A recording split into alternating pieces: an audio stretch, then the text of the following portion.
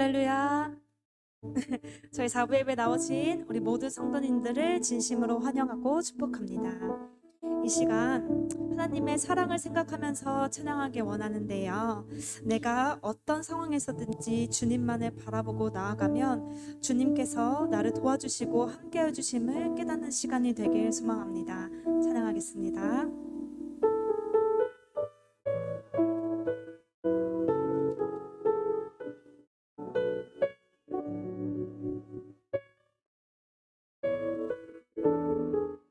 나의 안에 거하라 나는 내 하나님이니 모든 환난 가운데 너를 지키는 자라 두려워하지 말라 내가 널 도와주리니 놀라지 말라 내 손 잡아주 처음부터 다시 고백하기 원합니다. 나의 안에 거하라 나는 내 하나님이니 모든 환난 가운데 너를 지키는 자라 두려워하지 말라 내가 널 도와주리니 놀라지 말라 내 손 잡아주리라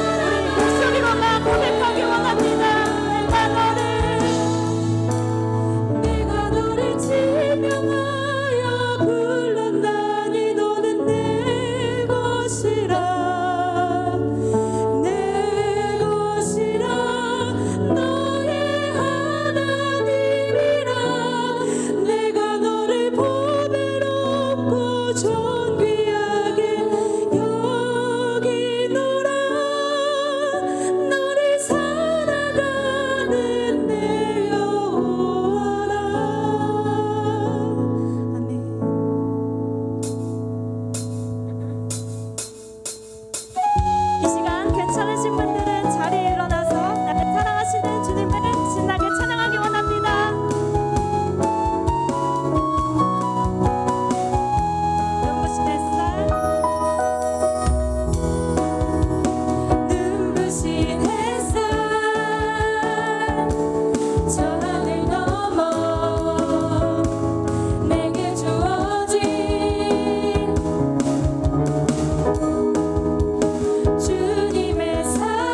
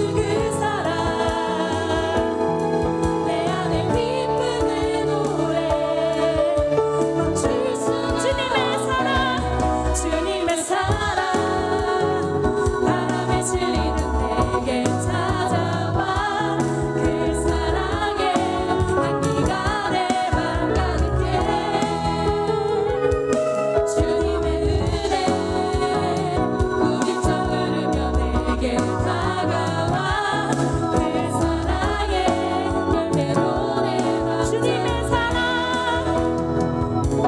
주님의 사랑 바람에 실리는 내게 찾아와 그 사랑의 향기가 내 맘 가득해 주님의 은혜 부비쳐 흐르며 내게 다가와 그 사랑의 열매로 내 맘 채우네 그 사랑에 그 사랑의 열매로 다시 한번 고백하실까요? 그 사랑에 그 사랑의 열매로 내 맘 채우네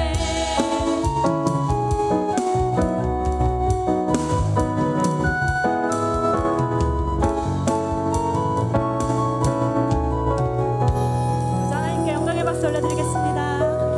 아멘.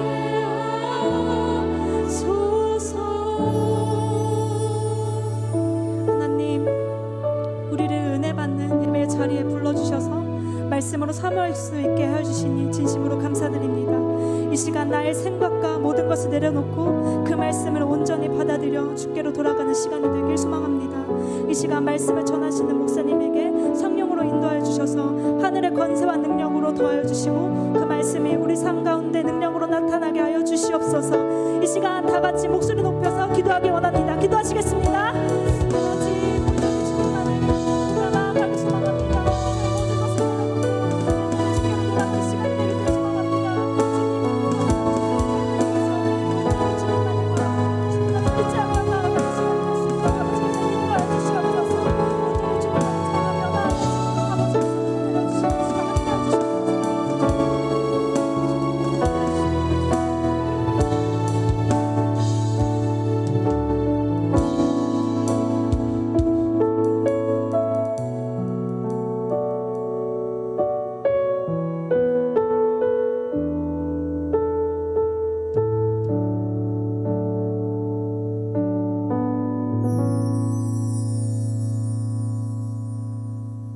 지난 한 주간도 보호하시고 하나님의 크신 능력과 은혜와 사랑으로 우리 이곳 가운데에 부르신 하나님을 찬양합니다.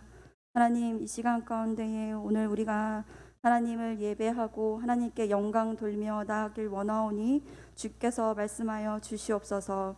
말씀을 전하시는 곽성일 목사님 가운데에 그 말씀을 전하시는데 부족함이 없을 수 있도록 육체와 영의 강건함을 허락하여 주시옵소서.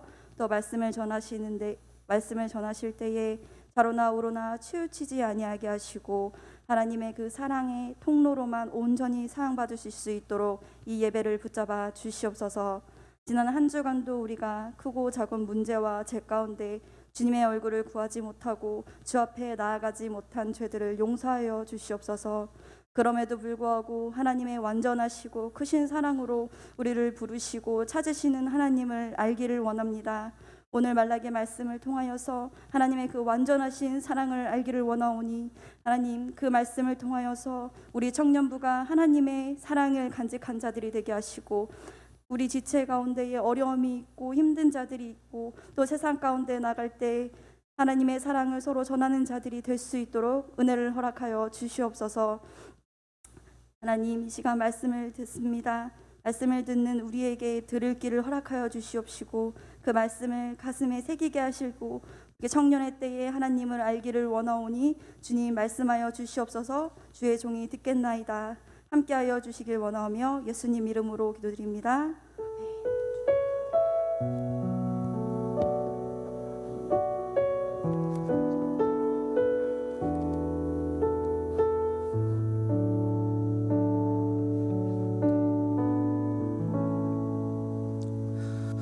네, 오늘 하나님께서 우리에게 주시는 말씀은 말라기 1장 1절에서 5절 말씀입니다. 네, 구약성경 1326페이지 말라기 1장 1절에서 5절 말씀입니다. 네, 구약의 맨 마지막 성경입니다. 말라기 1장 1절에서 5절. 우리 5절인데요. 함께 합독해서 읽도록 하겠습니다. 1절부터 함께 읽겠습니다. 시작. 여호와께서 말라기를 통하여 이스라엘에게 말씀하신 경고라. 여호와께서 이르시되 내가 너희를 사랑하였노라 하나 너희는 이르기를 주께서 어떻게 우리를 사랑하셨나이까 하는도다. 나 여호와가 말하노라. 에서는 야곱의 형이 아니냐. 그러나 내가 야곱을 사랑하였고 에서는 미워하였으며 그의 산들을 황폐하게 하였고 그의 산업을 광야의 의리들에게 넘겼느니라. 에돔은 말하기를 우리가 무너뜨림을 당하였으나 황폐된 곳을 다시 쌓으리라 하거니와 나 만군의 여호와는 이르노라. 그들은 쌓을지라도 나는 헐리라. 사람들이 그들을 일컬어 악한 지역이라 할 것이요 여호와의 영원한 진노를 받은 백성이라 할 것이며 너희는 눈으로 보고 이르기를 여호와께서 이스라엘 지역 밖에서도 크시다 하리라. 아멘. 네, 오늘 봉독된 말씀을 가지고 완전하신 사랑이라는 제목으로 하나님의 말씀을 나누겠습니다. 우리가 흔히 살아가면서 생각하는 사랑은요, 감정이 없이는 생각할 수 없는 그런 사랑입니다. 누군가를 사랑하려고 그러면 먼저는 좋아하는 감정이 있어야 되고요. 또 그 좋아하는 감정이 조금 더 많아지고 또 그것이 풍성해지기 시작하면 그 사람을 사랑하기 마련이고요. 또 그 사람과 헤어지기 싫어서 또 결혼하게 되는 그러한 부분들이 있습니다. 그런데 이 성경에서는요, 사랑이라는 것은 감정이 없이도 할 수 있는 것이고 또 행동으로 사람의 감정을 다스리라고 말씀합니다. 우리가 잘 알고 있는 고린도전서 13장은 사랑장이라고 하는데요. 여기서 사랑에 대한 15가지 묘사가 나옵니다. 여러분들이 잘 아는 사랑은 오래 참고 시기하지 않고 성내지 않고 질투하지 않으며 이 말씀으로 되어진 말씀의 구절들이 있잖아요. 이 15가지의 묘사는 모두 훈련을 통해서 성숙한 인품으로 비롯된 것이라는 거죠. 그래서 여기에 사랑은 오래 참으로 시작해서 견딤으로 끝이 납니다. 이 말은 온전한 사랑은 시간이 필요하다라는 거예요. 정말 그 사람을 사랑하고 이해하고 용납하고 정말 우리가 온전히 사랑하기까지는 많은 시간과 인내와 인고의 기다림이 필요하다라는 거예요. 결국에는 우리가 뭘 해야 될까요? 노력과 인내가 필요하다라는 겁니다. 오늘 말씀을 통해서는요, 진정한 사랑, 완전한 사랑, 곧 하나님의 사랑에 대해서 우리가 살펴보기를 원합니다. 오늘부터 우리가 한 2달간 말라기를 살펴볼 텐데요. 이 말라기는 구약의 마지막 장입니다. 마지막 성경이고요. 또 마지막 선지자의 이야기인데요. 이 말라기서는 에스라나 느헤미야와 같은 시대에 쓰여졌던 그런 내용입니다. 곧 3번의 바벨론 포로 기한이 완료된 다음에 이제 성전 재건과 또 성벽 수립이 끝난 상황에서 말라기 선지자를 통해서 선포된 말씀이었어요. BC 537년경에 이 스룹바벨과 여호수아 등의 이 지도자에 의해서 이제 1차 포로 귀환이 있었습니다. 그런데 그때는 아직 성전 재건을 하지 못했어요. 그래서 520년 바사 제국의 이 다리오 왕에 비로소 재건이 시작되고요. 여러분들이 잘 알고 있는 이 학개와 스가랴 선지자의 동료를 통해서 BC 516년에 마침내 완공이 됩니다. 성전 제공이 이제 완공된 다음에 이제 학사이자 또 제사장이었던 이 에스라가 예루살렘에 도착하게 돼요. 그 후에 이제 또 느헤미야가 도착하게 되는데요.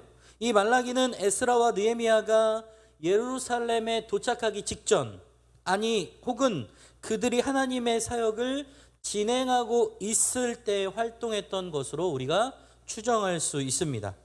이 외형적으로는 이 신정 국가로서의 면모를 어느 정도 갖추고 있었지만 이 정치적으로서는 극히 부분적인 자치권만 보장된 상태에서 이 바사 제국의 통제로 부족으로 주변으로부터 공격과 약탈을 당하고 있는 상황이었습니다. 결국 농경지는 황폐화되었고 또 사회와 경제시설은 미비하고 정말 이루 말할 수 없는 정말 폐허가 된 땅, 정말 소망이 보이지 않는 땅, 그런 땅이 바로 그 당시 상황이었다라는 거예요. 그런데 이때 이런 상황에서 제사장들, 그러니까 예배를 담당하고 또 예배를 섬겨야 될 하나님의 부르심을 받은 사역자들이 백성들이 하나님께 바친 제물들을 빼돌리고 가로채는 그러한 일들을 자행하고 있었어요. 그래서 백성들에게는 거의 우상 숭배에 가까운 거짓된 교리를 가리킬 뿐만 아니라 사람들을 혼란스럽게 하고 어지럽게 했던 정말 영적으로는 어둠이었던 그런 시대였습니다. 그리고 기복신앙의 형태를 조장했을 뿐만 아니라 가정적으로도 혼란해져서 남자들이 이스라엘 아내와 이혼하고 이방인 여자와 결혼하는 일들이 벌어지기 시작했어요. 그러니까 정말 자기들의 본처 이스라엘 민족과 결혼했던 아내를 버리고 이방 민족의 모르겠어요. 아리따웠는지 또 어떤 조건이 있는지 모르겠지만 본처를 버리고 후처를 따라서 그들의 문화를 받아들이고 우상을 섬겼던 일들이 자행되었다라는 거예요. 그래서 그 사이에 자연스럽게 태어났던 자녀들은 호녀라의 경우에 이 이방의 언어는 곧잘 사용하지만 히브리어 언어는 사용하지 못하는 정말 어처구니 없는 일들이 일어나고 있었다라는 거예요. 무슨 말이냐면 이방인과 결혼해서 그들이 하나님의 흔적이라고는 찾아볼 수 없는 삶의 교육의 현장이었다라는 겁니다. 이런 상황에서 하나님이요, 말라기를 통해 이 구약의 마지막 시간에 하나님의 말씀으로 돌아갈 것을 선포하게 하신 거예요. 그래서 말라기는 총 6개의 예언과 8개의 하나님을 향한 반문이 등장합니다. 그러니까 반문이라는 것은 의문점이에요. 하나님, 도대체 우리를 어떻게 이런 상황에 놓이게 하셨습니까? 라는 질문. 오늘 그 첫 번째 질문에 대해서 예언에 해당하는 내용인데요. 보다 본문을 자세히 살펴보기를 원합니다. 우리 1절 한번 보겠습니다. 제가 읽을게요. 여호와께서 말라기를 통하여 이스라엘에게 말씀하신 경고라. 1절의 말씀은요, 말라기서에서 이스라엘 백성들을 향한 경고를 그 주된 내용으로 하고 있다라고 선포하며 시작합니다. 말라기는, 나 선지자는 너희들에게 하나님께 대한 경고를 이야기하고 있는 것입니다 라고 이야기하는 거예요. 아까 얘기했듯이 말라기서는 5세기 중반 이 에스라와 느헤미야 시대를 배경으로 기록된 책이라는 거예요. 이때는 이스라엘 백성들이 아까 얘기했듯이 1차 포로 귀환한 지 한 세기가 지난 때이자 3차에 걸친 포로 귀환 전체가 완료되고 이미 성전과 예루살렘의 성벽이 재건되었던 때예요. 그렇다면 타락으로 말미암아 하나님의 심판을 받고 나라를 잃은 이 아픔과 또 바벨론 포로의 고통과 슬픔을 당했던 이스라엘 백성이 이처럼 말라기를 통하여 왜 하나님의 경고를 받게 된 것인지를 우리가 의문해 볼 수 있다는 거예요. 도대체 왜 하나님은 이스라엘 백성들에게 그러한 경고를 했을까요? 그것은 그들이 지난날 조상들이 겪어야만 하였던 아픔과 슬픔을 잊고 영적 매너리즘에 빠져 있었기 때문입니다. 하나님 앞에서 바른 신앙을 살지 못하였다라는 거예요. 말라기서의 내용을 보면 이스라엘 백성들이 범한 몇 가지 대표적인 죄악들이 나타나고 있는데요. 곧 형식적이고 부정한 제사. 그러니까 예배로 치면 그냥 매주 을에 드려지는 그런 반복적이고 습관적인 예배를 드리고 있었다라는 거예요. 또 아까 얘기했듯이 본처인 이스라엘 아내를 버리고 이방인과 통혼하고 결혼하고 또 이혼했던 그러한 죄악들, 또 11조와 헌물을 규례를 위반했던 내용들. 여러분들이 생각할 때 그런 것 가지고 그럴 수 있냐라고 이해할 수 있지만 예배는 우리의 삶이에요. 또 우리가 속해 있는 가정 공동체는요, 기본적인 우리의 삶의 아주 배경이 되는 중요한 공동체예요. 여러분들이 가장 많은 시간을 보내고 있는 곳이 어디예요? 바로 가정이죠. 그 가정 공동체가 정말 하나님의 예배 가운데 온전히 드려지지 못하고 있다면 정말 기본적인 생활이 무너지고 있는 거죠. 또 마지막 세 번째는 11조와 또 하나님의 예물에 대한 감사에 대한 그런 부분에 대한 잘못된 행동들입니다. 여러분들, 사실 이 헌금과 하나님께 드려지는 이 감사의 예물은 우리의 삶의 모든 것, 우리도 오늘 찬양으로 고백했는데요, 우리의 모든 것 대신 주님을 찬양하고 고백합니다 라고 이야기하고 있지만 모든 것이 하나님께서 허락하시고 우리에게 주시는 것이라고 고백하는 일종의 예배의 행위 중에 하나가 바로 하나님께 드리는 예물이라는 거예요.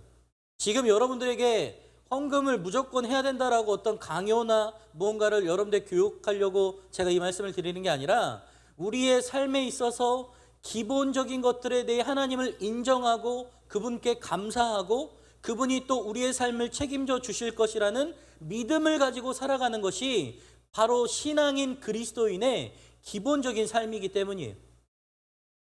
우리의 예배가 무너졌어요. 우리의 가정 공동체가 더 이상 하나님의 흔적이 없어요. 우리의 삶에 우리의 모든 것을 하나님이 지켜주시고 인도하신다라는 인정된 우리의 삶의 고백이 없어요. 그러면 이거는 하나님이 없다라는 거예요. 하나님을 잃어버렸다라는 거예요. 이스라엘 백성들은 대부분 1차 포로 귀환 때 귀환했던 사람들이에요. 그들은 영적인 무관심과 나태함으로 성전을 재건하는 일을 비록 16년 동안 중단하긴 했지만 학개와 스가랴 선지자를 통해서 하나님의 책망과 약속을 따라 성전을 재건하는 등 하나님 앞에서 바른 삶을 살려고 엄청나게 노력했습니다. 하지만 성전을 재건하고 하나님 앞에서 바르게 살려고 노력했지만 그들의 상황은 전혀 달라지지 않았어요. 예를 들면 이런 거죠. 성전도 재건하고 하나님의 말씀대로 열심히 최선을 다했는데 그들의 삶은 여전히 녹록치 않고 힘들고 어렵고 문제투성이었다라는 거예요. 그러니 어떤 마음이 들었을까요? 그들에게는 정말 의문점이 들었던 거죠. 하나님이 우리를 사랑하신다라고 하는데 도대체 우리가 약속대로 했고 섬겼고 열심히 하고 있는데 왜 환경과 상황은 나아지지 않지?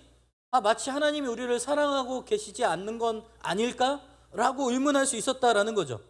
이스라엘은 정치적으로 여전히 바사 제국의 지배 아래 있었어요. 여전히 노예와 같은 삶을 살고 있었다라는 거죠. 약속된 영광은 그들에게 실제로 이루어지지 않았습니다. 그러나 한편으로는 이스라엘 백성들은 비록 바사 제국의 지배를 받고 있었지만 특별한 어려움 없이 비교적 평온하고 안정된 삶을 살 수 있었습니다. 그러자 이스라엘 백성들은 신앙의 회의와 이 회의의 영적인 안일함, 곧 아까 말씀드렸던 이 영적인 매너리즘에 사로잡히게 되었고, 그로 말미암아 이스라엘 사회에서는 경건하게 하나님을 섬기고 예배하는 일보다는 안일함과 만족을 얻기 위해 불의를 일삼는 자들이 횡행하게 되었습니다. 이처럼 영적 매너리즘은요, 하나님의 백성들을 타락하게 만드는 무서운 영적인 질병입니다. 그래서 우리는 이 영적인 매너리즘에 사로잡혀 있는 건 아닌지 늘 우리의 신앙을 돌아보고 하나님께로, 하나님의 말씀 앞으로 나아가야 되는 것을 오늘 말라기 선지자를 통해서 이야기하고 있는 거예요. 어쩌면 이 코로나 시대에 우리는 영적인 매너리즘에 빠지기 쉬운 상황에 놓여져 있다라는 거예요. 코로나라는 이 세 글자에 우리가 우리의 신앙을 우리도 모르게 합리화시켜 버릴 때가 덜어 있습니다. 누군가를 정죄하거나 비판하려고 이 얘기를 하는 것이 아니에요. 저를 비롯해서 우리가 한번 돌아보기를 원하는 마음으로 이 이야기를 하는 것이니까 혹시 영상을 통해서나 또 이 말씀을 듣고 있는 청년들에게 정말 거룩한 부담감이 있었으면 좋겠습니다. 우리가 코로나가 시작된 지 벌써 1년 9개월이 되었어요. 처음에는 금방 끝나겠지. 그래도 무언가 잠깐일 거야 라고 이야기하면서 기대와 소망이 있었어요. 1차가 터지고 2차가 터지고 3차가 터지고 4차가 터지는 동안 많은 신앙인들이 조금씩 사라지기 시작했습니다. 그 사라졌다라는 것은 하나님의 곁을 떠나는 사람들이 조금씩 많아지고 있는 거예요. 그래서 제가 신방을 해보고 전화를 해보고 만나봐도 벌써 돌처럼 단단하게 굳어서 더 이상 교회로 돌아올 것 같지 않은 영혼들이 더러 많이 보이기 시작하고 있다는 거예요. 근데 왜 그럴까요? 처음부터 그랬을까요? 아니에요. 사단은요, 우리를요, 굉장히 치밀하고 세밀하고 또 우리가 정말 좋아하는 것들로 우리를 혼미하게 하고 분주하게 하고 하나님을 잃어버리게 만들어요. 제가 과거에 방황을 할 때 교회를 안 나갔던 적이 있었어요. 처음에는요, 얼마나 불편하든지 주일날 교회에서 살고 섬기고 봉사했던 그 시간들 동안 아무것도 안 하니까 막 불안하기 시작한 거예요. 내가 이래도 되나? 내가 지금 이게 뭐 하고 있는 거지? 막 이러면서 막 불안하기 시작하고 왠지 교회를 가야 될 것 같고 또 교회 가서 예배를 드려야겠다라는 내 안에 자책감이 막 일어나기 시작해서 도무지 견딜 수가 없었어요. 그런데 그것도 한 달, 아니 2주, 3주 지나니까 진짜 보란 듯이 사라져서 괜찮기 시작하는 거예요. 그러면서 한 달, 두 달, 세 달 정말 교회에 안 나가는 것이 별로 그렇게 어렵지 않은 그런 익숙함으로 빠져들기 시작하는데요. 아까 얘기했죠? 교회 안에 있을 때는 분주하게 많은 것들을 보내며 시간을 보냈지만 세상에서 시간을 보냈는데 사단이 물밀듯이 저에게 유혹이 들어오는데 재밌고 하고 싶은 거, 먹고 싶은 거, 만나고 싶은 사람, 그 상황들의 요소를 채우기 시작하니까요. 교회에 안 나갈 이유는 100가지가 넘고 1000가지가 넘고 10,000가지가 넘기 시작해요. 누구나 그렇게 될 수 있는 상황을 사단은 끊임없이 우는 사자와 같이 덤벼들어서 그 틈을 파고들어서 하나님의 자리를 빼앗고 사단과 세상의 유혹의 자리를 채우는 것이 바로 사단의 계획이에요. 근데 놀라운 사실은요, 신앙이 쌓아올 때는 엄청난 시간과 노력과 수고와 대가가 따르지만 잃어버릴 때는 정말 하루아침에 금방 훅 날아가 버려요.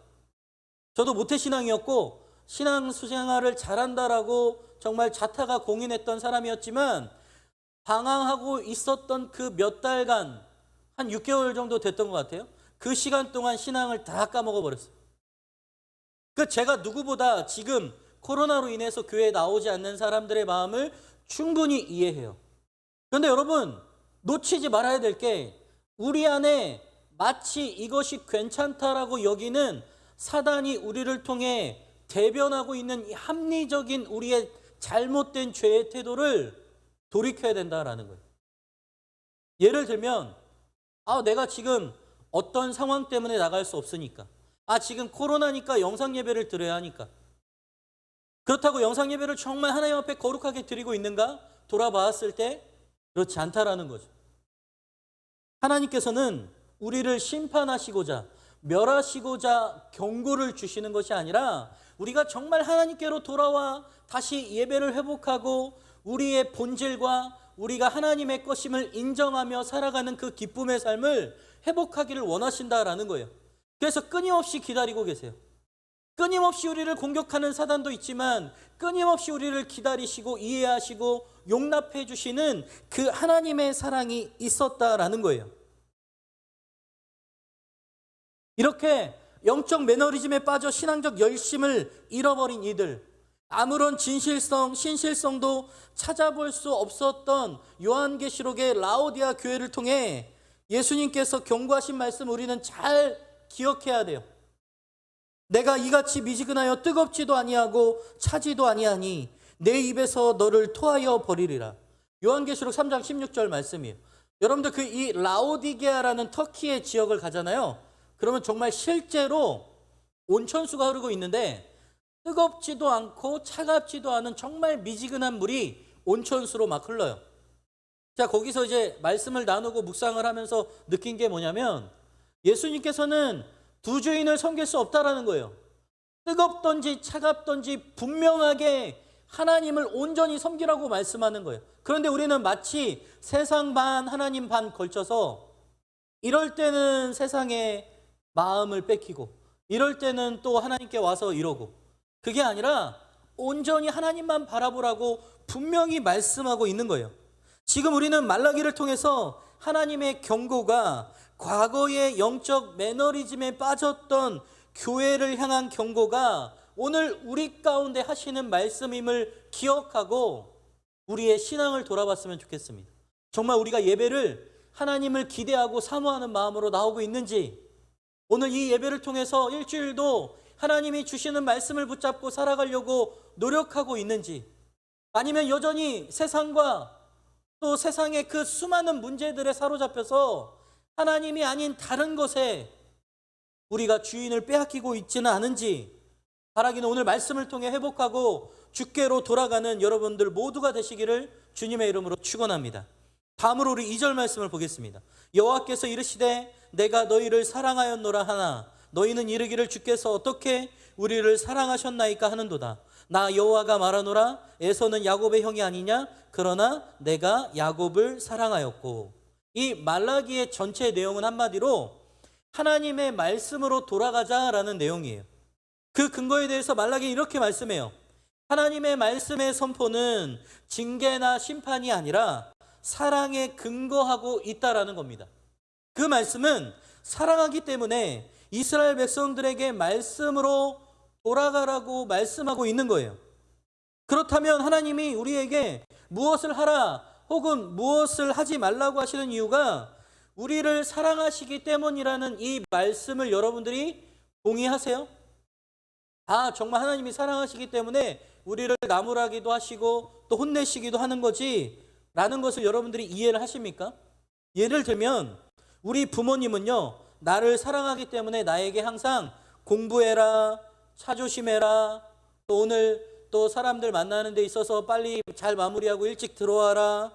어떻게든 정말 우리의 안전과 신변을 위해 관심을 갖고 이야기하고 말씀하시는 그런 것과 같은 맥락이라는 거예요. 여러분, 사랑하지 않으면 그 사람이 어떻게 되든 상관없어요.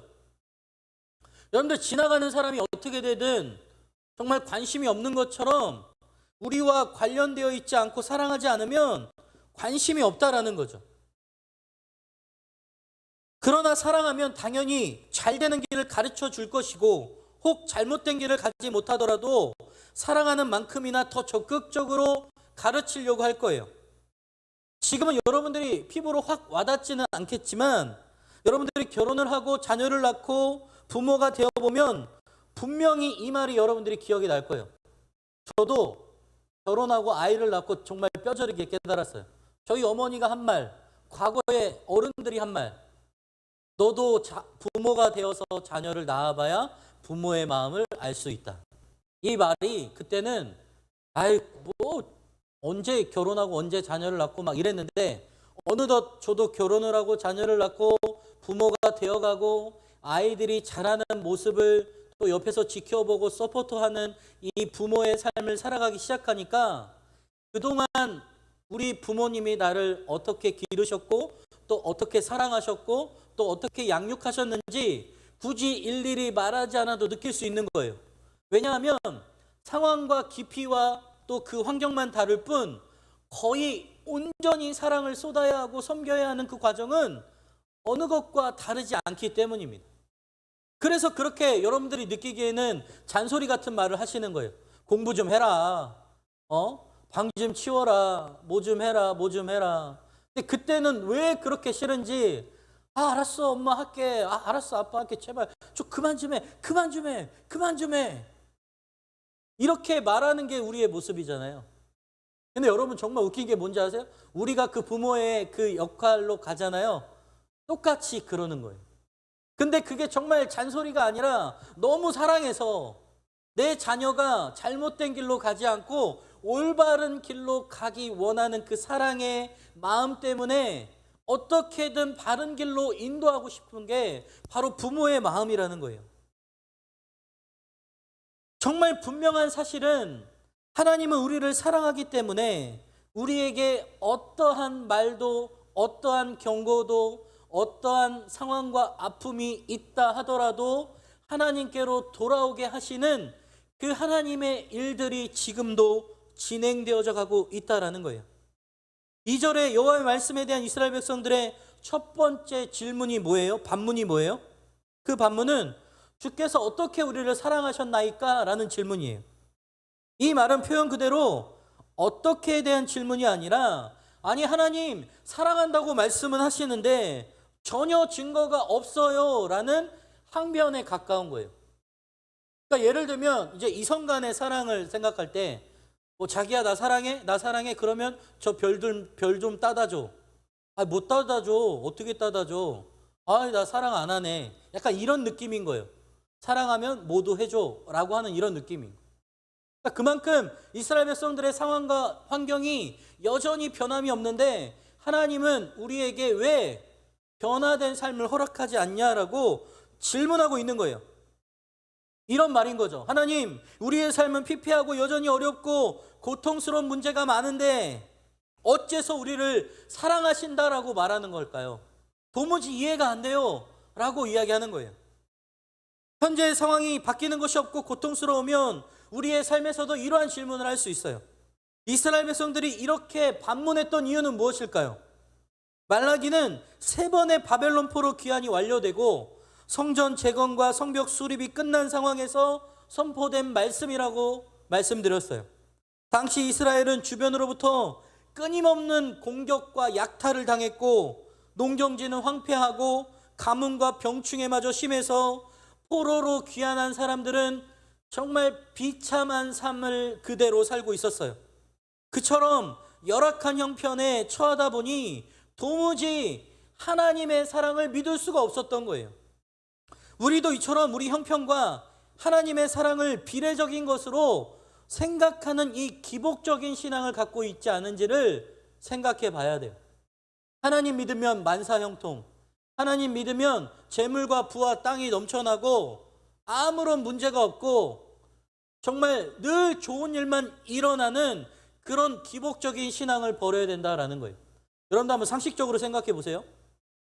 하나님을 믿으면 만사형통, 무병장수, 죽지도 않아. 정말 땅이고 뭐고 재산이고 뭐고 하나님이 넘치도록 부어주셔. 누가 안 믿을까요? 다 믿어요. 기도했는데 다 문제가 풀리고 다 응답받고 정말 아무런 정말 어려운 일도 없는 그런 상황이 된다면 어떤 세상의 바보가 하나님을 믿지 않겠어요? 근데 정말 하나님을 진짜로 믿을까요? 아니라는 거예요. 하나님께서는 우리의 마음의 중심이 정말 하나님을 믿고 사랑하고 인격적으로 교제하기 원하셔서 지금도 우리의 상황을 온전하게 바꾸실 수 있지만 결국에 우리가 어려움과 고통과 이런 상황들을 잘 이겨내고 하나님과 동행하며 어느 순간 정말 하나님이 하셨다라고 고백할 수 있는 그 은혜의 자리로 가기까지 하나님은 끝까지 참고 우리를 바라보시고 기다리시고 사랑하시는 분이라는 거예요. 여러분들 어떤 부모가 성경에도 나와 있지만 아무리 악한 부모라 할지라도 정말 아이에게 뱀이나 정갈을 주겠냐라는 거예요. 좋은 것을 주고자 하는 마음이 부모의 마음이에요. 그런데 지금 내 자녀에게 그것을 주었을 때 해가 된다면 어떤 부모가 그걸 주겠어요? 설사 나에게 지금 꼭 필요한 거라 할지라도 그걸 통해서 만일 이 자녀가 패가망신한다면 어떤 부모가 그걸 주려고 하겠어요? 주려고 하지 않을 거예요. 그래서 하나님은 끝까지 참으세요. 정말 내가 필요할 때 주시려고 끝까지 참고 계시다가 결국 받을 준비가 되어 있고 때가 되면 하나님께서 주시고 또 그걸 통해서 정말 하나님의 나라를 이뤄가시고 영혼을 회복하는 일들을 우리를 통해 역사하시는 분이 바로 하나님이시라는 거예요. 여러분, 하나님이 나를 사랑하시면 이러해야 한다라는 기준을 세워놓고 신앙생활을 하는 것은 정말로 우리가 버려야 되는 신앙이라는 거예요.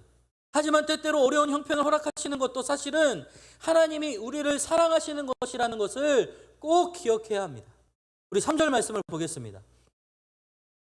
에서는 미워하였으며 그의 산들을 황폐하게 하였고 그의 산업을 광야의 이리들에게 넘겼느니라. 자, 첫 번째 반문이었던 하나님 어떻게 우리를 사랑하십니까? 하나님 우리의 상황은 이렇고 여전히 변하지 않는데 하나님 정말 우리를 사랑하시는 게 맞나요? 라는 이 질문에 하나님이 뭐라고 답변하고 계세요? 이 말씀의 의미는 하나님의 사랑은 언약에 근거한다라는 거예요. 하나님께서는 당시 모든 기득권의 표상이었던 장자 에서를 미워하시고 두 번째 아들 차자인 야곱을 사랑하심으로 그들을 기반으로 하나님을 섬기는 거룩한 백성을 만드셨다라는 거예요. 그 말은 세상은 이스라엘을 미워해도 하나님은 언약하신 말씀 때문에 이스라엘을 사랑하셨다라는 말씀입니다. 결국 하나님의 사랑의 근거는 언약에 있다라는 거예요. 그래서 하나님께서 야곱을 사랑하시고 이 에서를 미워하셨다라는 말은 하나님의 사랑은 감정이 아니라 언약에 근거하고 있다라는 겁니다. 보다 이해를 쉽게 하기 위해서 창세기 25장 23절을 보겠습니다. 제가 읽어볼게요. 여호와께서 그에게 이르시되 두 국민이 내 태중에 있구나. 두 민족이 내 복중에서부터 나누어지리라. 이 족속이 저 족속보다 강하겠고 큰 자가 어린 자를 섬기리라 하셨더라. 여러분들 이 언약은요, 이들이 태어나기 전부터 한 사람은 사랑하고 한 사람은 유기하기로 하신 하나님의 언약을 말씀하고 있어요. 이것은 하나님은 사랑하기로 언약하셨기 때문에 어떠한 우리의 행위에도 그 사랑이 변하지 않겠다라는 강조점이 있다라는 거예요. 그렇다면 사랑 그 자체이신 하나님께서 누군가를 미워하신다라고 생각할 수도 있어요. 그러나 하나님의 미움과 우리의 미움이 서로 달라요. 사람들은 미움 자체를 죄악시하기 때문에 하나님의 미움도 정말 미워하신 것이 아니라 덜 사랑한 것이 아닐까라고 왜곡합니다. 하지만 이 미움은 정말로 미워하신 것으로서 그분의 속성인 거룩함, 이 거룩함에서 나온 미움이에요. 하나님은 사람과 다르기 때문에 본연의 속성에서 나온 미움은 결코 죄가 될 수 없습니다. 그래서 하나님이 미워하시는 이유는 하나님의 속성인 거룩에 위배되었기 때문이에요. 대부분 우리의 미움은요, 과거의 사건에 근거합니다. 저 사람이 무엇을 잘못해서, 저 사람이 나에게 어떤 해를 끼쳐서, 저 사람은 나에게 맞지 않아서, 성격 등 뭐 이런 것들, 이런 걸 비유해서 근거하고 있지만, 하나님의 미움은요, 자신의 거룩한 속성에 근거합니다. 하나님은 그 거룩한 속성에 위배되는 것을 미워하시는 거예요. 우리는 자신에게 해를 끼치거나 자신을 괴롭힌 어떤 사건 또는 그 대상을 미워합니다.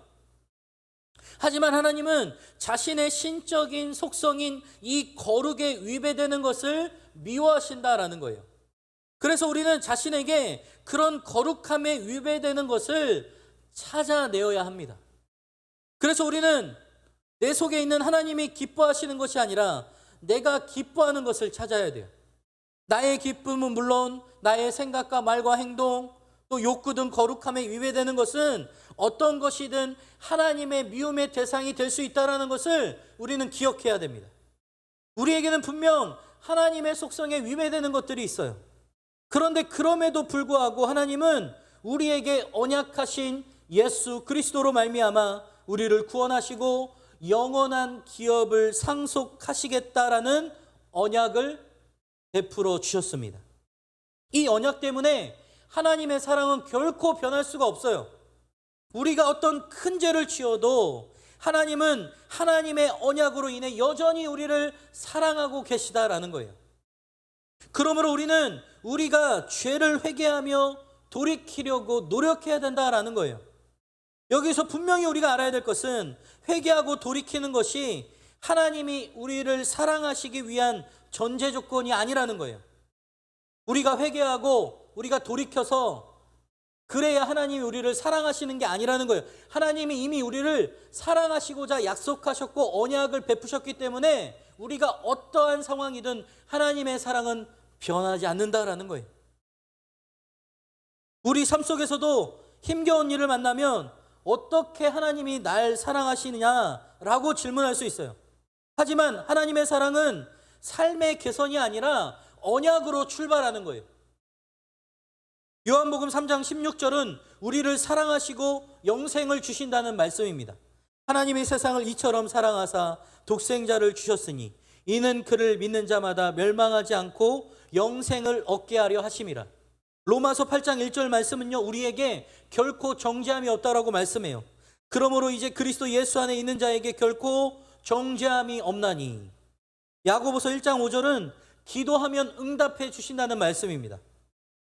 너희 중에 누구든지 지혜가 부족하거든 모든 사람에게 후히 주시고 꾸짖지 아니하시는 하나님께 구하라. 그리하면 주시리라.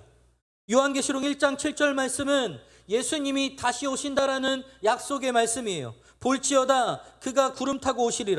각 사람의 눈이 그를 보겠고 그를 찌른 자들도 볼 것이요 땅에 있는 모든 족속이 그로 말미암아 애곡하리니 그러하리라. 아멘. 그렇다면 여러분, 우리에게 주신 하나님의 말씀은 무엇이 있을까요? 어쩌면 우리가 지금 하고 있는 이 영적 회복 운동이 하나님께서 우리에게 주시는 인생의 말씀을 찾는 계기가 되기를 주님의 이름으로 소망합니다. 그래서 그 말씀이 우리의 삶의 목적과 방향이 되기를 주님의 이름으로 축원합니다. 저는 갈등과 어려움이 있을 때 한 권사님으로부터 주셨던 그 말씀 카드의 말씀이 아직도 제 인생의 말씀이에요. 사람이 마음으로 자기의 길을 계획할지라도 그 걸음을 인도하시는 자는 여호와의 그의 걸음을 인도하시는 자는 여호와이시니라. 이 말씀은요, 우리가 아무리 여러 계획을 하고 또 우리가 생각한다 할지라도 그 걸음을 인도하시는 분은 하나님이시라는 거예요. 이 말씀이요, 평소 때는 뭐 별로 그렇게 제 마음에 와닿지 않았어요. 그런데 그날 하나님께서 나에게 말씀으로 다가오셨던 그 말씀 카드의 말씀의 구절이 내 마음밭에 심겨지기 시작하는데, 아, 그렇지, 내 인생, 나의 삶, 모든 것을 주관하시고 창조하시는 분 하나님이시지. 근데 지금 나 뭐 하고 있지? 왜 내 인생 내 마음대로 살고 있지? 하나님이 주관자라고 하시면서 왜 내 뜻대로 내 생각대로 살고 있지? 그날 그 말씀 앞에서 철저하게 회개하기 시작하는데요. 하나님이 저의 죄를 보게 하시는 거예요. 정말 낱낱이 그 죄를 고백하며 회개하는데 정말 하나님께 돌아가지 않고서는 배길 수 없는 그 상황을 하나님께서 만드신 거예요. 근데 너무 감사한 건 하나님이요, 정말 내가 돌아올 때까지 아무 말 없이 기다려 주셨다라는 거예요. 그 사랑은 뭐라고 표현할 수 없어요.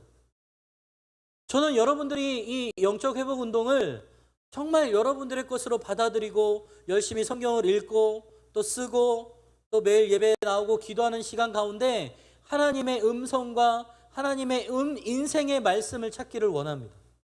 여러분들의 삶을 하나님께서 주관하세요. 여러분들의 삶을 하나님께서 책임져 주세요. 여러분들의 삶을 하나님께서 도우시고 또 채우시고 인도하십니다. 이 믿음을 가지고 가기 위해서는 하나님의 이 약속의 말씀이 중요하다라는 거예요. 여러분, 우리는 언제 하나님의 사랑을 의심해요? 바로 어떻게라는 질문이 생길 때예요. 어떻게 이럴 수 있지? 어떻게 나에게 이런 일이 일어날 수 있지? 내가 도대체 뭘 잘못했지? 어떻게 나는 이런 상황에 놓여질 수 있지? 하지만 하나님은 이미 우리에게 하실 수 있는 모든 어떻게 방법을 사용하셔서 우리를 사랑하셨습니다. 그리고 앞으로 그 사랑의 결과가 어떻게 드러날지에 대해서도 분명히 말씀하셨어요. 하나님의 어떻게는 바로 예수 그리스도의 생명을 우리에게 주신 것이에요. 더 이상의 어떻게는 있을 수가 없어요. 하나님 우리에게 모든 것을 주셨어요. 그 생명을 우리에게 주셨어요. 그것을 근거로 삼아 하나님의 사랑을 깨닫고 확신하며 살아가야 돼요. 이 사랑이 최고의 가치고 이 사랑이 우리를 살린 가장 소중한 하나님이 주신 구원의 선물이라 여기고 이것을 통해 하나님의 마음에 합한 자로, 하나님을 예배하는 자로, 기도하는 자로, 하나님을 섬기고 하나님의 나라와 영광을 위하여 살아가는 우리의 삶이 되어야 된다라는 거예요. 우리를 향한 하나님의 사랑은 우리의 삶의 개선 여부에 따라 달라지는 것이 아니라 하나님의 언약을 근거로 타진해야 한다라는 거예요. 하나님께서 우리를 위해 하나밖에 없는 아들을 주셨고 또한 우리를 영원히 하나님의 자녀로 삼으시고 작정하신 이 언약이 우리를 사랑하신 완전하고 확실한 증거라는 거예요. 바라기는 이 사랑이 우리에게 가장 큰 감사와 은혜가 되어서 삶에서 하나님의 사랑이 넘쳐나기를 주님의 이름으로 축원합니다.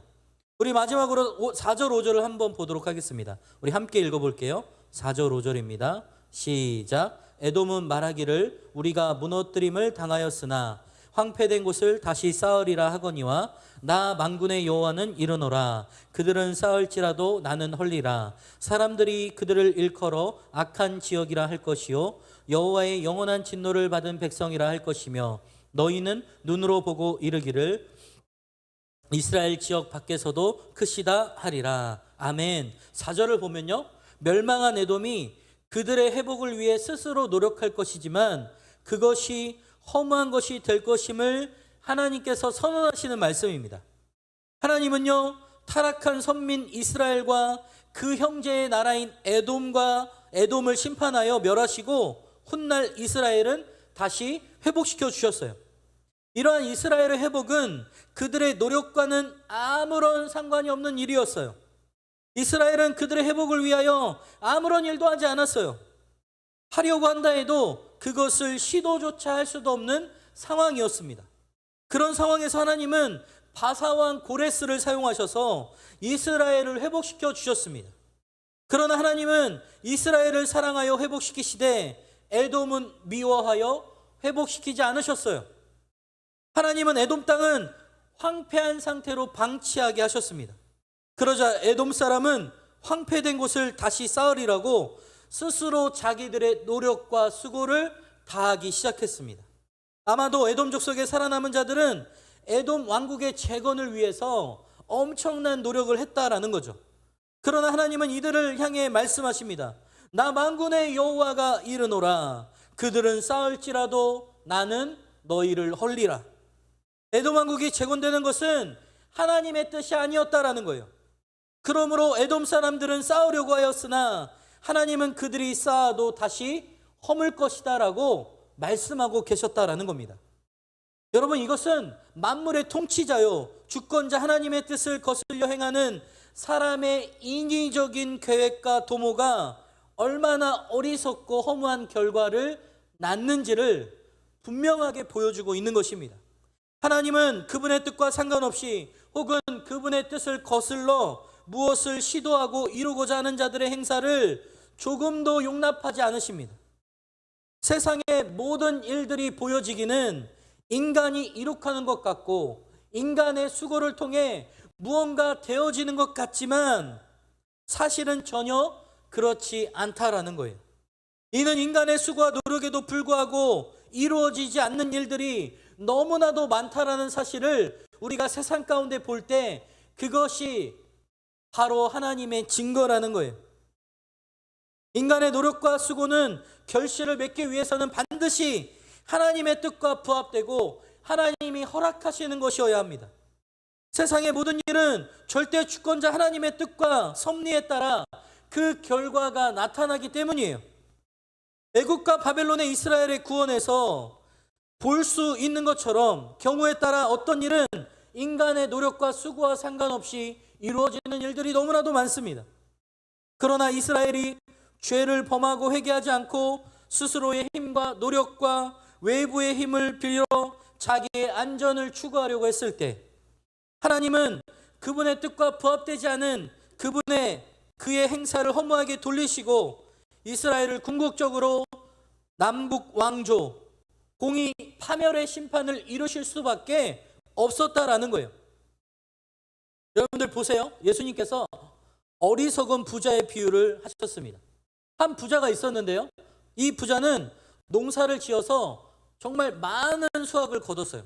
너무 넉넉해지니까 하나님 없이 평안을 누리고 즐거움을 누리고자 하였습니다. 그러자 하나님은 그날 밤에 부자에게 나타나셔서 말씀하시기를 어리석은 자여 오늘 밤에 내 영혼을 도로 찾으리니 그러면 내 준비한 것이 누구의 것이 되겠느냐라고 누가복음 12장 20절에서 말씀하십니다. 그리고 주님은 이 비유를 마치시면서 자기를 위하여 재물을 쌓아두고 하나님께 대하여 부요하지 못한 자가 이와 같으니라 라고 말씀하십니다. 실제로 절대 주권자 하나님의 뜻을 거스려 무엇을 쌓든지 세우든지 시도하는 것은 지극히 어리석은 일이에요. 그것은 쌓을 수 없을 뿐만 아니라 수고하여 쌓는다 할지라도 그 쌓은 것이 다시 무너지게 되므로 허무함이 커지게 될 뿐입니다. 이제 우리의 삶을 돌아봐야 돼요. 우리가 계획하는 것, 우리가 이루려고 하는 것이 정말 하나님의 뜻에 맞는 것인지, 그분께서 허락하시는 것인지, 그리고 합당한 하나님의 일인지를 돌아봐야 된다라는 거예요. 그래서 혹시나 우리의 욕심과 개인적 사리사욕에 가득한 것이나 죄악들이 있다면 돌이켜 회개하고 그 모든 것을 내려놓고 절대 주권자이신 하나님의 뜻을 따라 기도하며 하나님의 말씀의 인도를 받아 하나님의 은혜를 누리는 여러분들 모두가 되시기를 주님의 이름으로 축원합니다. 말씀의 결론을 맺겠습니다. 최근에 어떤 한 청년과 이런저런 대화를 나눴어요. 제가 그 청년에게 이런 이야기를 했습니다. 정말 결정적인 순간에 정말 아주 중요한 순간, 예를 들면 여러분들이 취업을 해야 하고요. 또 여러분들이 취업을 하기 위해서 예를 들면 직장이 두 군데에 이제 합격이 됐어요. 그런데 갈등이 되는 거죠. 그 갈등의 순간.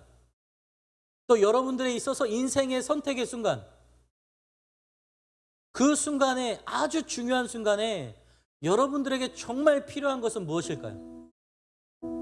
어떤 누군가의 전문가의 엄청난 고급 정보?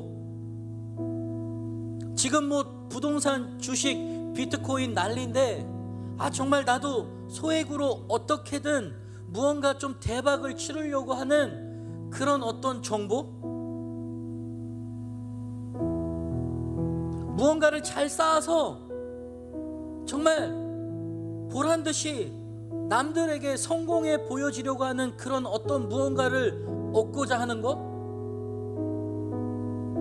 이게 중요한 게 아니라는 거예요. 사랑하는 여러분, 예수님이 부자에게 말씀하세요.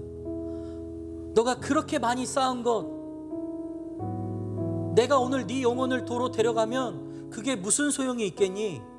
너에게 정말 중요한 게 무엇인지 아니?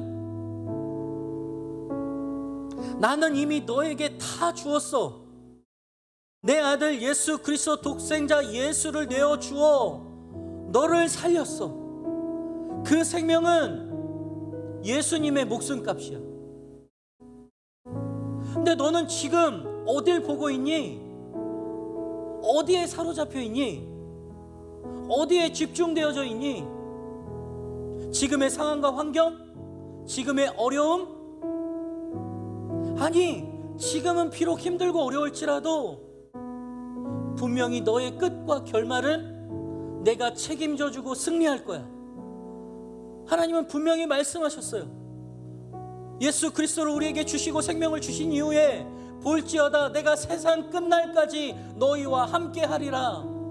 그 말씀을 통해 우리는 지금 이미와 아직 현재의 사이에 있어요. 이미 우리는 구원받았어요. 근데 아직 구원이 완성되지 않았어요. 지금 우리는 예수님이 오시기를 기다리는 현재에 살고 있어요. 그런데 뭐가 부족해요? 예수님의 사랑이 없어요? 아니요, 사랑이 있어요. 차고 넘쳐요. 우리에게 부족한 게 뭐예요?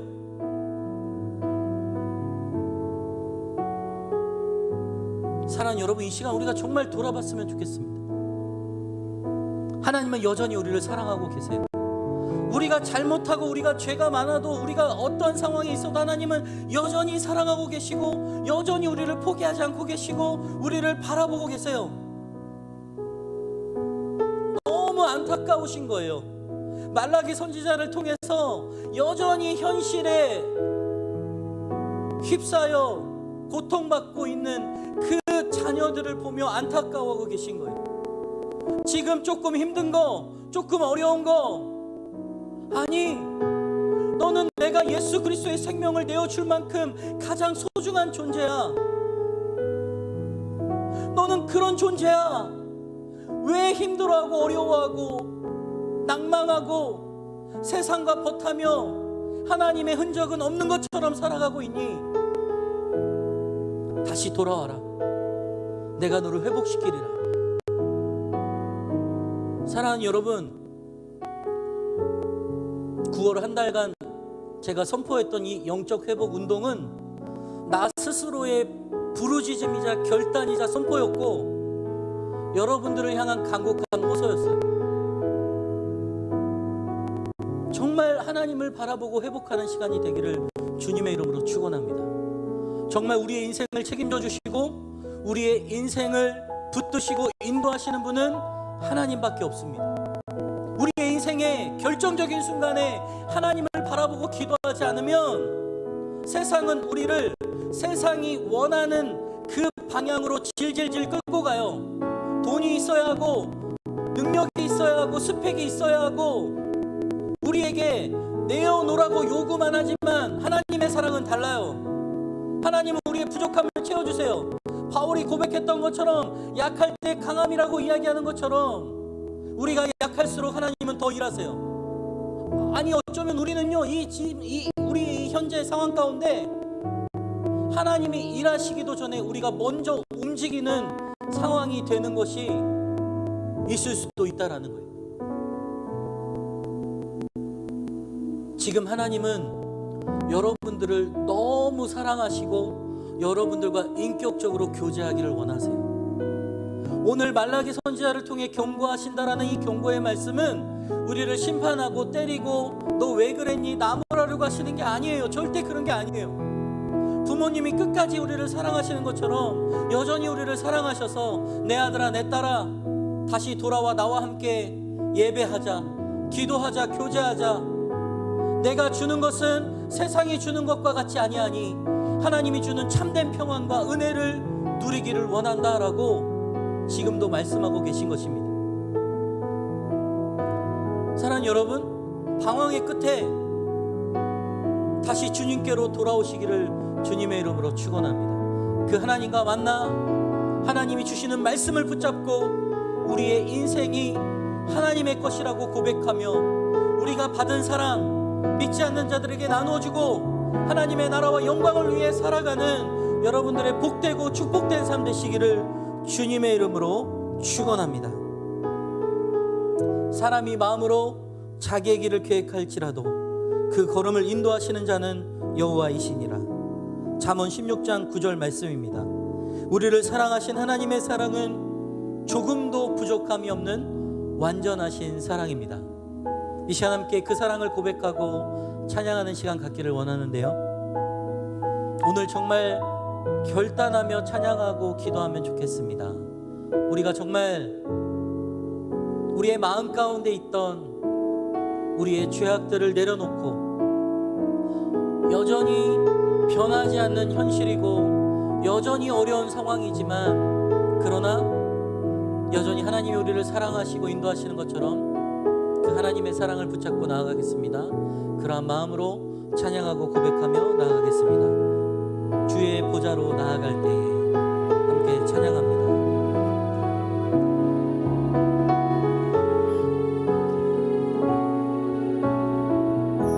주의 보좌로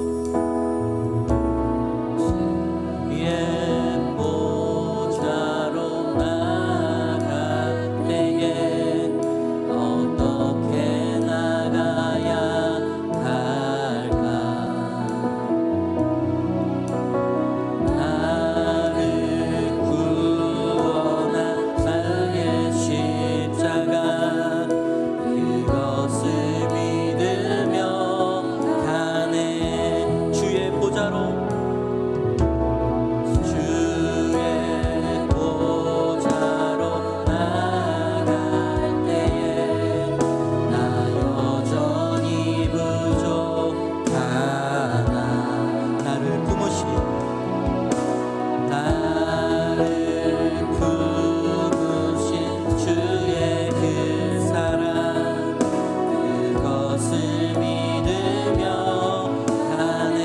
자격 없는 내 힘이 아니 오직 예수님의 보혈로 자격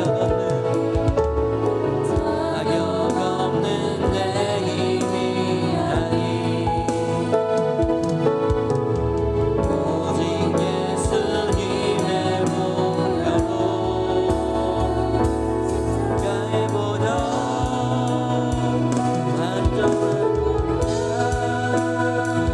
완전하신 사랑 힘입어 나갑니다.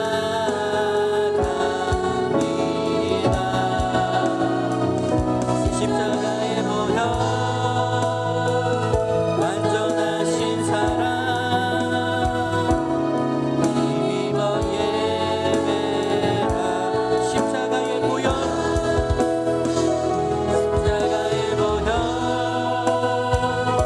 완전하신 사랑 힘입어 나갑니다.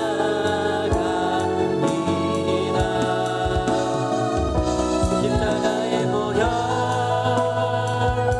완전하신 사랑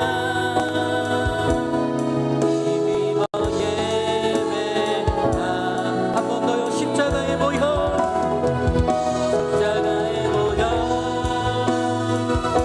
완전하신 사랑 힘입어 나갑니다.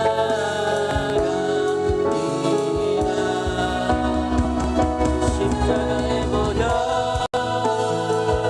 완전하신 사랑 힘입어 예배합니다.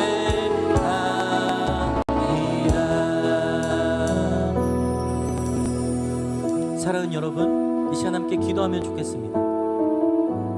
하나님께서는 우리에게 자격이 있어서, 우리에게 능력이 있어서 우리가 구원받을 만해서 사랑하신 것이 아니라는 거예요. 하나님은 우리를 사랑하시기로 약속하셨고 우리를 구원하시기로 약속하셨던 그 자신의 말씀의 언약으로 인해 우리의 상황이 어떠하든 우리가 부족해도 하나님 우리를 사랑하시고 구원하신다라고 말씀하셨습니다. 이 시간 기도할 때 하나님,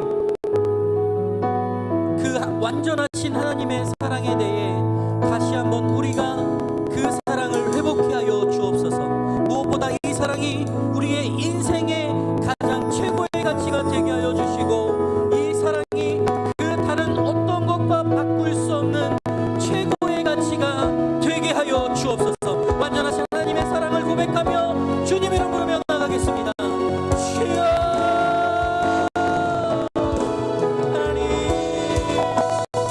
하나님의 완전하신 사랑을 우리가 고백하며 나아갑니다. 하나님, 우리의 자격과 우리의 상황과 우리의 그 어떤 것으로 우리를 사랑하시는 것이 아니라 하나님의 약속과 하나님의 말씀으로 우리를 사랑하셨던 것처럼 하나님, 우리가 이 시간 하나님의 사랑을 소망하며 하나님의 사랑을 회복하며 완전하신 하나님의 십자가의 보혈의 회복케 하여 주시옵소서. 하나님, 우리가 그 하나님의 은혜로 말미암아 소망하게 하여 주시고 하나님의 은혜와 사랑으로 역사하여 주셔서 하나님의 크신 사랑으로 붙들어 주시고 다시금 주님 앞에 나와 사랑하며 나아갈 때 하나님이여 역사하여 주시고 하나님이여 회복시켜 주셔서 완전하신 하나님의 사랑을 통하여 행복해 되어지는 주님의 은혜가 있게 하여 주옵소서. 하나님, 우리를 바라보며 나아가기를 원하오니 하나님이여 바라보며 나아갈 때 하나님 역사하여 주시옵소서.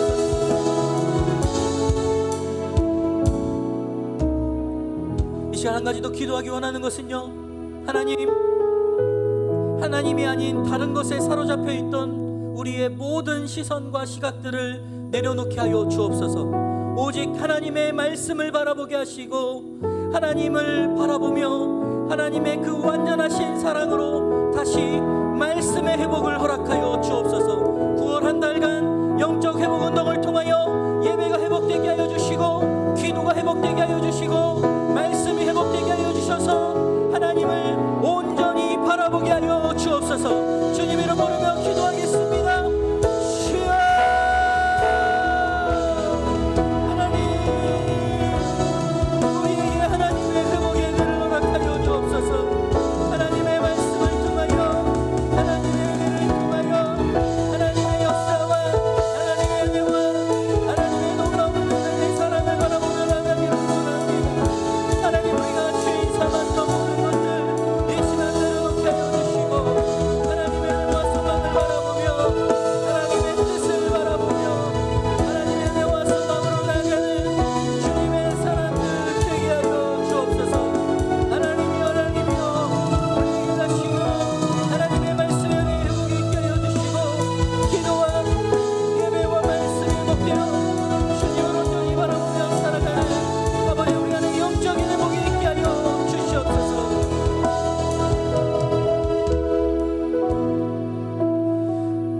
사랑의 하나님, 감사합니다. 오늘 말씀을 통하여 하나님께서는 우리를 너무나도 사랑하셔서 독생자 아들의 생명을 내어주실 만큼 완전하신 사랑이었음을 다시 깨닫게 하여 주시니 감사합니다. 그 십자가 사랑의 은혜가 우리 인생의 최고의 가치가 되게 하여 주시고 하나님의 나라와 영광을 위하여 살아갈 수 있도록 인도하여 주옵소서. 한 달간 영적 회복 운동을 통하여 말씀과 기도와 예배가 회복되게 하여 주시고 하나님께 집중되어 하나님의 사랑과 은혜를 누리는 귀한 시간 되게 하여 주옵소서. 이 모든 것을 감사드리며 예수님의 이름으로 기도합니다. 아멘.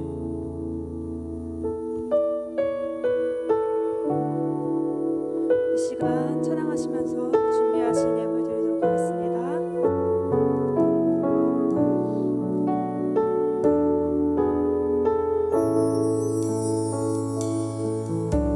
소망 없는 내 삶에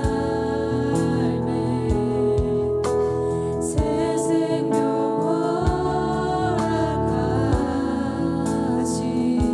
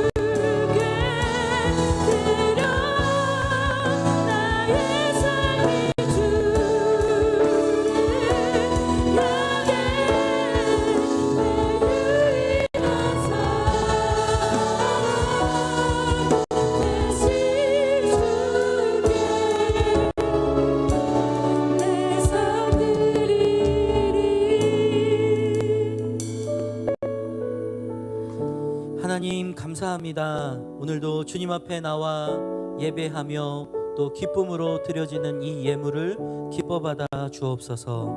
이 헌금을 통하여 하나님의 나라의 역사와 복음이 회복되게 하여 주옵소서. 드릴 것이 없지만 또 마음으로 나온 자들 하늘의 복으로 축복하여 주셔서 한없는 재정의 은혜를 부어 주셔서 많은 것을 드리고도 부족함이 없는 은혜가 있게 하여 주옵소서. 하나님, 코로나로 인하여 경제적으로 심적으로 많이 어려운 자들이 있습니다.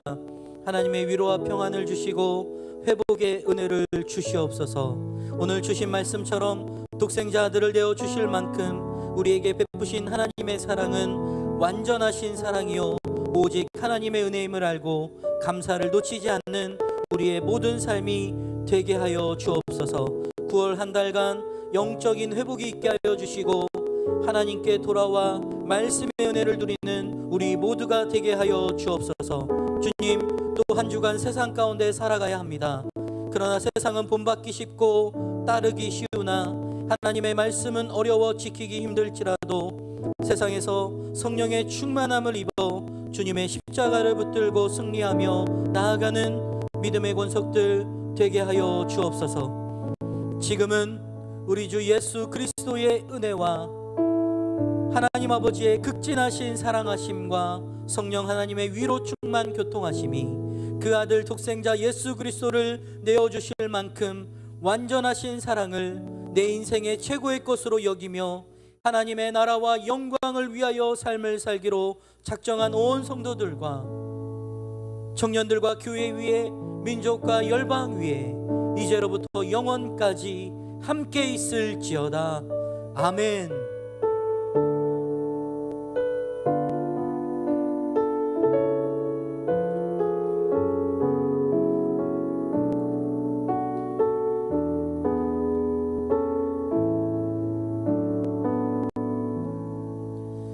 네, 예배가 마쳤습니다. 이 시간 이후에는 새가족과 사랑의 상자 나누는 시간인데요. 네, 오늘 또 새로 오신 분이 계세요. 양진석 청년이 인도한 청년인데요. 성함이 유호섭 청년입니다. 뒤쪽에 계신데요. 우리 잠깐 돌아서 잘 오셨습니다. 박수로 환영하는 시간 갖도록 하겠습니다. 잘 오셨습니다. 감사합니다.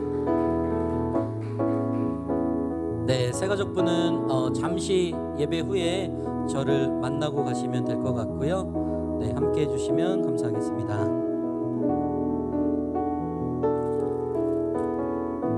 네, 한소은 청년.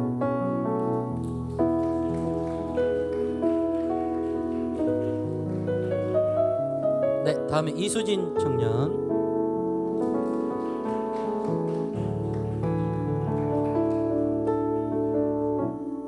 네, 수진 청년. 네. 네.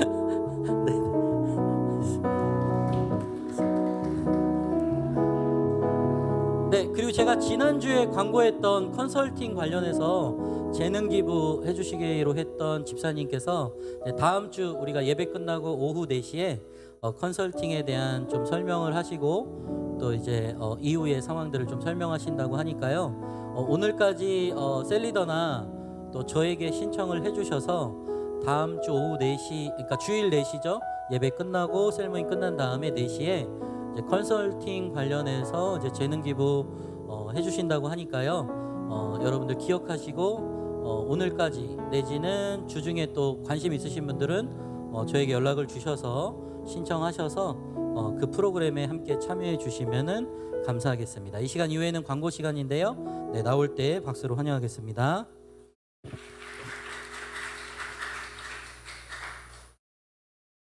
네, 광고 시작하겠습니다. 네, 새가 나은 청년 공동체를 찾아주신 분들을 진심으로 환영합니다. 예배 후 2층에서 새가족 교육이 있으니까요. 새로 오신 새가족분은 2층에서 새가족 교육 받고 가시면 감사하겠습니다. 청년부 예배가 온라인 오프라인으로 진행됩니다. 발열 체크와 QR코드 체크에 함께 해주시고요. 코로나가 빨리 종식되어서 다시 모두 함께 예배드릴 수 있도록 기도 부탁드립니다. 네, 계속해서 화요기도회가 진행되고 있습니다. 유튜브로 함께 하실 수 있으니까요. 7시 50분에 많은 참여 부탁드립니다. 매일 영성 집회, 싱어, 세션, 방송 등 모든 부분에서 팀원을 모집합니다. 하시고 싶으신 분들은 셀리더 혹은 조기현 마을장에게 신청해 주시면 감사하겠습니다. 네, 코로나로 어려운 상황이지만 영적으로 부흥하기 위해서 셀별 영적 회복 운동을 진행하고 있는데요. 콘텐츠로 성경 통독, 1:1 양육, 성경 읽기 쓰기, 매일 예배, 기도하기 이렇게 셀별로 진행하고 있으니까 많이 해주시고요. 네, 90일 성경 통독이라는 주제로 시간 순으로 성경 읽기 콘텐츠를 진행을 하는데 1:1 양육이고요. 각 셀리더 또는 곽성열 목사님께 하시고 싶으신 분들은 신청해 주시면 감사하겠습니다. 네, 9월 10월 큐티책 저번에 못 받아가신 분들은 예배당 뒤편에서 챙겨가 주시면 감사하겠습니다. 네, 다음 주 대표 기도는 민경은 청년이고요. 9월 예배위원은 마을장에서 섬겨주시겠습니다. 네, 셀 모임은 유동적으로 진행되니까요. 각 셀별로 셀리더의 안내 받아서 해주시면 감사하겠습니다.